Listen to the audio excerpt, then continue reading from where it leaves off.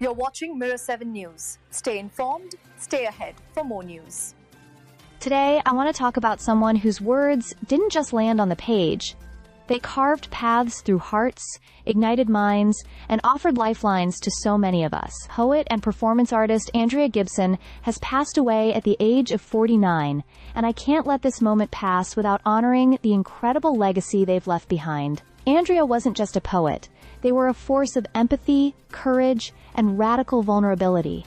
Through their art, they explored the deepest parts of what it means to be human: gender, love, pain, politics, mortality. And they did it all with this rare, raw honesty that made you feel like they weren't performing.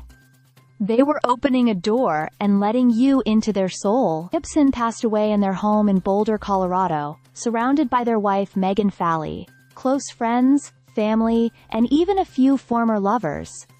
An image so poetically human it feels like something they might have written themselves. They had been living with terminal ovarian cancer for 4 years, a battle they never framed as a defeat. In fact, Andrea once wrote, "Whenever I leave this world, I wouldn't want anyone to say I lost some battle. I'll be a winner that day." That sentence alone says everything about the fierce grace with which they lived. Their final years were not hidden away, but shared openly through poems, essays, and a moving documentary titled, "Come See Me in the Good Light." It's a film that follows Andrea and Megan's love story, their resilience, their community, and it brought people to tears at Sundance this year. Andrea actually didn't think they'd live long enough to see the documentary premiere. But they did. And it's now set to air on Apple TV Plus later this year. Andrea's poems helped LGBTQ+ youth feel seen and safe. They helped people with cancer, like themselves, look at mortality without fear, and they brought families closer. Just ask Linda Williams-Stay, whose bond with her transgender son was deepened by Gibson's poetry. Her son told her, through tears, "Mom, Andrea saved my life." That's the kind of impact Andrea had. Not metaphorically, literally. Their words saved lives. One of their last poems, Love Letter from the Afterlife, says it all. "Dying is the opposite of leaving.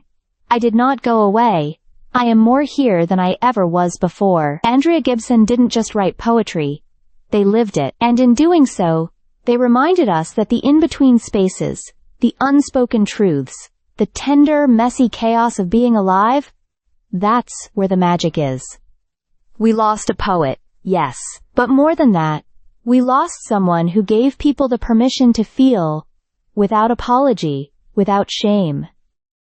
And in that way, Andrea Gibson hasn't gone anywhere. They're more here than ever. Stay subscribed for more videos.